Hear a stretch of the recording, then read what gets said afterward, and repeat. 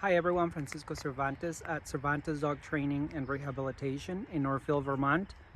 Today tutorial, we're going to focus on our dogs meeting other dogs on real life situations, and we're going to focus on how to do that in four steps. Step one, it's going to be we are approaching someone else's bubble, and we're going to mark those boundaries. Step two, we're gonna allow the stranger with their dog coming into closer to us and marking our bubbles, our boundaries. Step three, we're gonna have two handlers walking in one direction with dogs on the opposite side. Step four, we're gonna do the same exercise as step three, but we're gonna have dogs on the inside.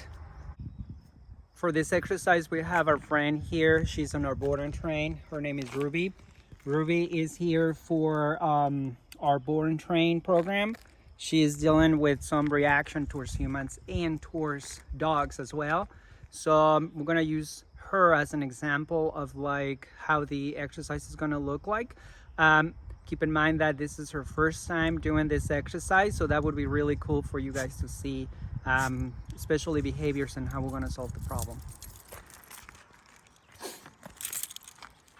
All right.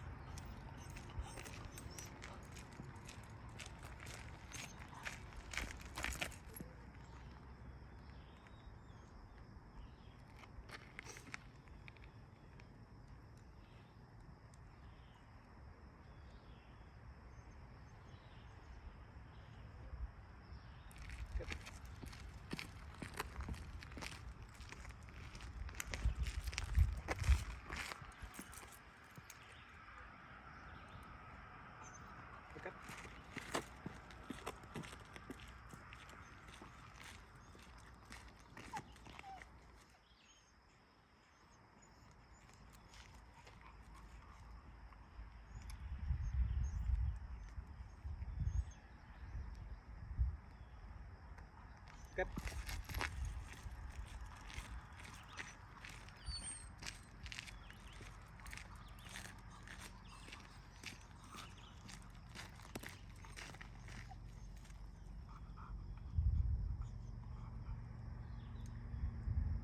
Good.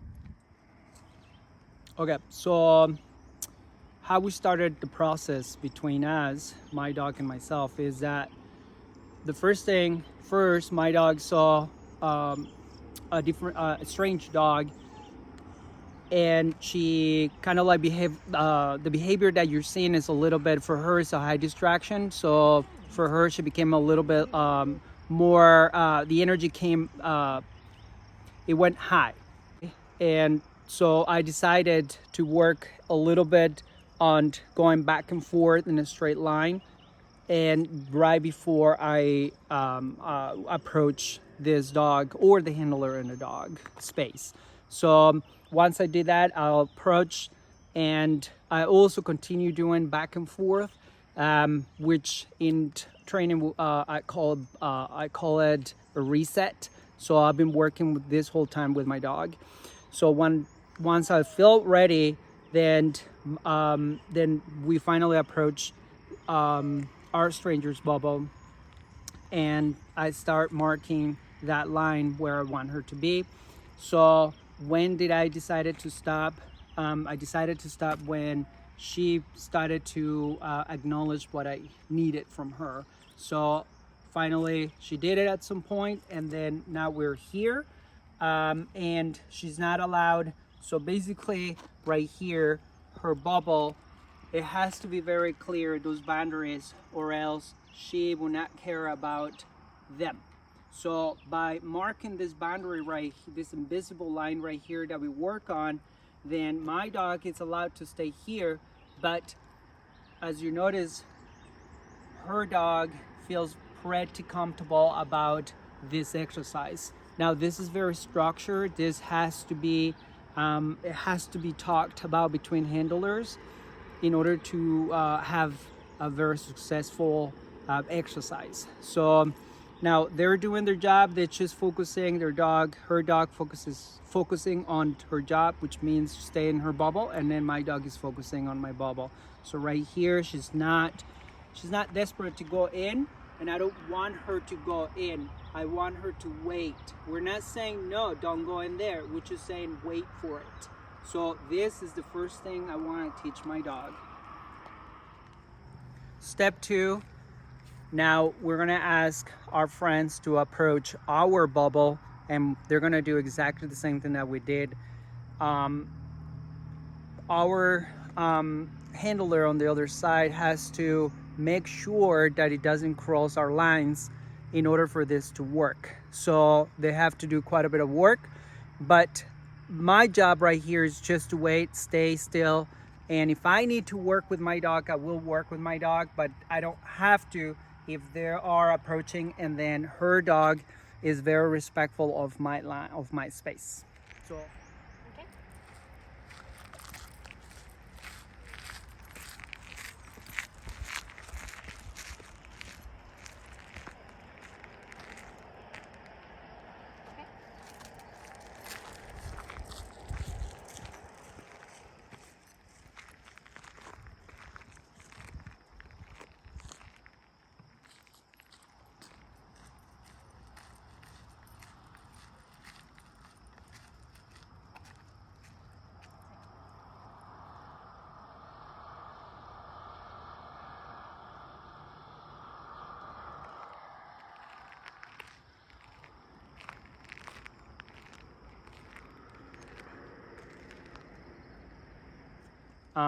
so we ask our friends to come over into our space. So what you saw here is that the handler decided to kind of reset, mark a boundary and reset, and try it again. So that works really great for dogs that the energy is too high, and then marking a boundary, resetting, it helps when you come back again. So when you return to your distractions. So now right here, as they are marking the boundary and turning around, my dog decided to follow them. So that's where I just decided to give my dog a heads up. So, and then I reset it myself. I didn't have to go far to reset. I just loop around, but I had to mark it. So if you just turn around and then you pretend that you're resetting that way, you just move in the body. You have to send a signal of to mark the behavior that you don't want to see, and that is, in this situation for my dog, is as soon as they turn around and went the opposite way, my dog took it as a chance to move forward, and I don't want that behavior. So I marked that, and I just loop around, turn around, and reset. So now the marker for me, it was through, I have a few options. I can do a slip lid, I can do a prong collar, or I can do any collar. In this situation, I decided to use the prong collar, and the only thing I had to do, because we've been working on this, is a reminder. So that would be the 2 pressure level 2, and that's all it took for her to kind of like realize, oh, that's not what I need to do. Okay, step 3 now. So we're gonna have 2 handlers walking in a straight line, not straight line, straight pattern. So we're gonna have two handlers with their dogs on the outside.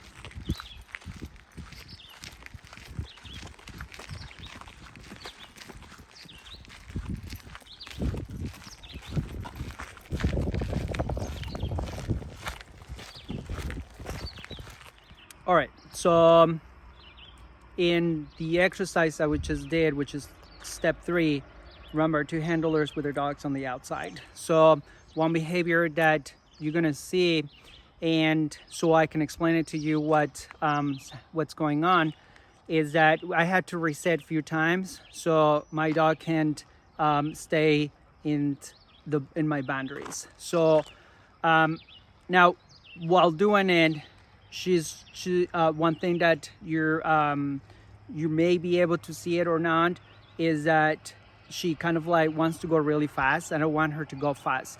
One of the things that she does is move away really fast from you, and that's not an option right now. So moving away is not an option. It's staying with me and trusting me. It's gonna be the option that we're looking for.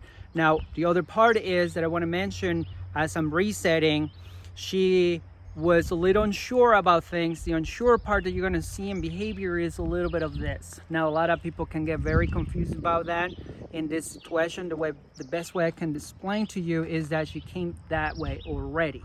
So now it has nothing to do with the exercise, and it has to do that I'm a man and she nips men. So now in this situation, running away from the situation, it is not going to be an option, as well as not biting as well. So I want my dog to accept me, and so we can have a really good relationship. So the behavior that you're seeing, it's a reflection of how she feels, but that doesn't mean that it's going to change how we're going to move forward. So step 4, we're going to have 2 handlers going in a straight pattern, straight forward. This time we're going to switch our dogs from the inside. We're going to keep a little bit of a space in there, and you're going to notice that my dog special is going to get very anxious, and you also can get very other kind of behaviors. So especially if you're working on with a dog that is very that has some reactivity. So we want to have to make sure keeping this space.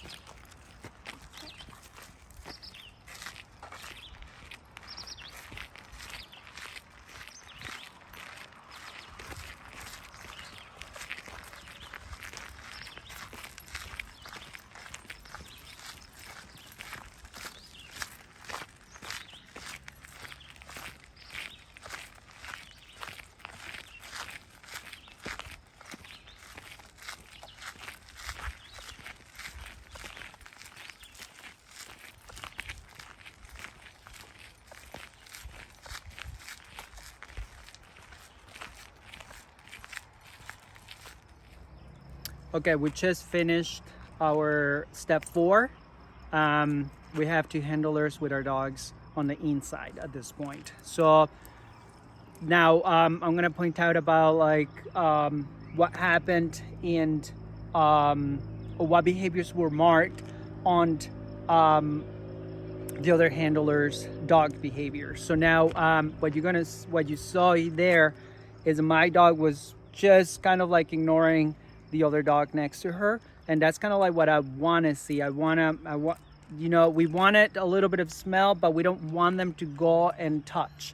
So that rule applies on both angles. So if my dog is not allowed to go in there and smell, so then the other dog is also we have to take it very serious about like marking this space. So now, because we're very close, we want to make sure that our dogs, by doing quite a bit of this exercise, trust us. So our friend right here had to mark the behavior of her dog, and what she marked is that she did not want her dog to go too far into my dog's space.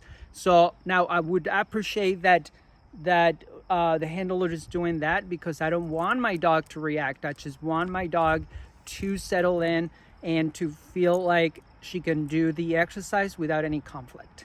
Again, we just completed our 4 steps exercise, and so it went really well for Ruby's first time. So so I want to make sure that you understand the concept of us practicing this exercise and your dog. So now for our dog right here, what I can tell you that is going to take not just doing the exercise, the 4 steps with Ruby, it's going to take doing the same exercise several times for her to for me to do more even. And so that might be the case for your dog. It really is about the temperament of your dog, the skills that you have or as a handler, and all of that matters big time. And you might do it one time and then things may go really well. And just by the way, I don't think that that you should let the dog meet dog right away in the first exercise that you do. I think that you should do at least a few times. But again, it's one of those situations where you want to trust that things go really well. It's a safety issue. So so your dog may need 10 times doing the same exercise. Your dog may need 100 times, and then for that you just need to be patient. So overall, that's a good way to start implementing those skills for your dog, and so your dog can start building that social skill that is very much needed.